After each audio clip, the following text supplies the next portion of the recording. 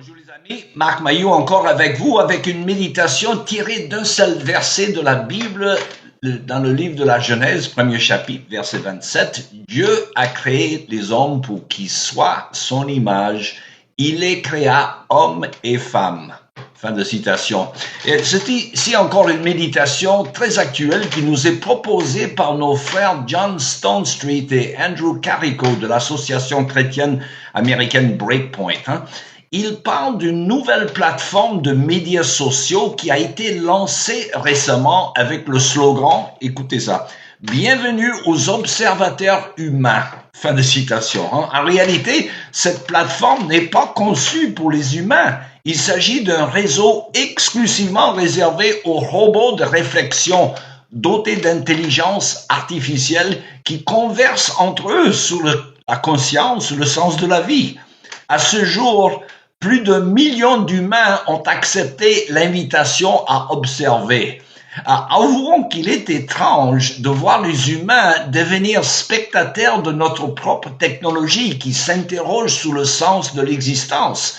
Mais après tout, nous vivons dans une culture où les questions existentielles telles que « qui suis-je et pourquoi suis-je ici » n'ont jamais été aussi urgents et confus.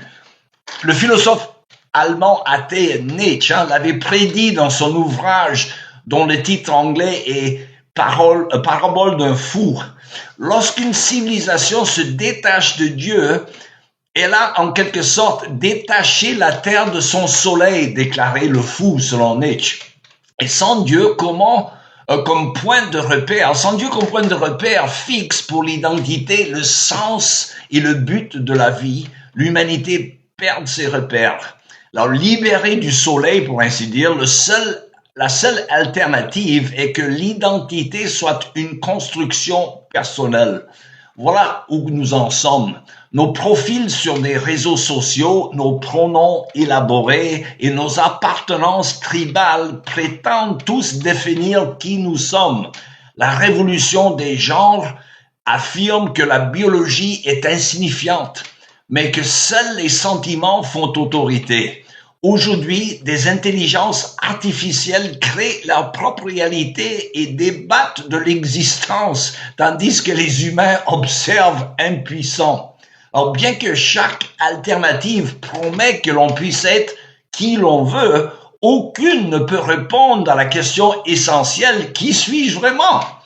La question chrétienne, ou plutôt la réponse chrétienne, n'est pas de construire une identité, ni d'imaginer une réalité alternative. Elle part de la vérité sur la réalité elle-même. Les humains sont créés à l'image de Dieu, créés pour être en relation avec Dieu par le Christ. Dieu est le point de référence immuable qui nous permet de répondre à la question « Qui suis-je ?» Au premier chapitre de son œuvre monumentale, l'Institution chrétienne, Jean Calvin écrit que non seulement l'homme ne se connaît point lui-même par Jésus-Christ, mais il ne peut parvenir à la connaissance de Dieu que par le même moyen. Fin de citation. Alors, ce que nous savons de Dieu, c'est qu'il est Trinité. Autrement dit, Dieu n'est pas simplement relationnel, il est relation, car il y a relation entre les trois personnes de la Trinité depuis l'éternité. Et cela nous aide à comprendre ce que signifie être à son image. En réalité, Dieu nous a créés à travers 4 relations essentielles. La première est la relation fondamentale, notre relation avec Dieu. La deuxième, la relation intérieure qui reflète la réalité de notre conscience de soi. L'être humain est unique pour se poser des questions les plus profondes sur le sens et le but de l'existence.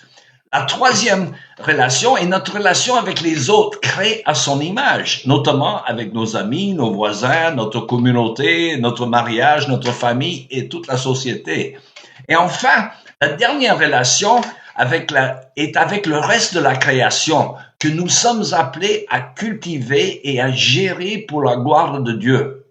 Chacune de ces relations est un aspect essentiel de ce que ça signifie d'être humain.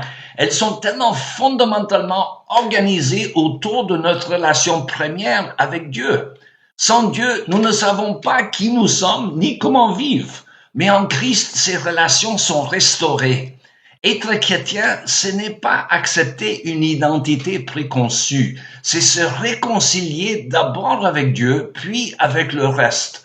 Fondés sur l'image de Dieu et enracinés en Christ, nous découvrons ce qu'aucun profil sur les réseaux sociaux, aucune idéologie de genre, ni aucune simulation d'intelligence artificielle ne peut révéler qui nous sommes vraiment. La crise d'identité culturelle de notre époque a été dévastatrice pour tant de personnes. Ce que les chrétiens peuvent offrir au monde, c'est la vérité sur qui nous sommes et à qui nous appartenons. Cette vérité nous soutiendra durant cette période charnière pour notre civilisation. La question « qui suis-je » a une réponse, mais elle ne se trouve ni en se tournant vers l'intérieur, ni en construisant des soi-disant réalités alternatives. Nous le trouvons en nous tournant vers le Dieu qui nous a créés, qui nous connaît et qui, en Christ, nous renouvelle ainsi que toutes choses. Voilà, c'est tout le temps qui me reste pour aujourd'hui. Il me reste qu'à vous souhaiter une bonne journée et à la prochaine.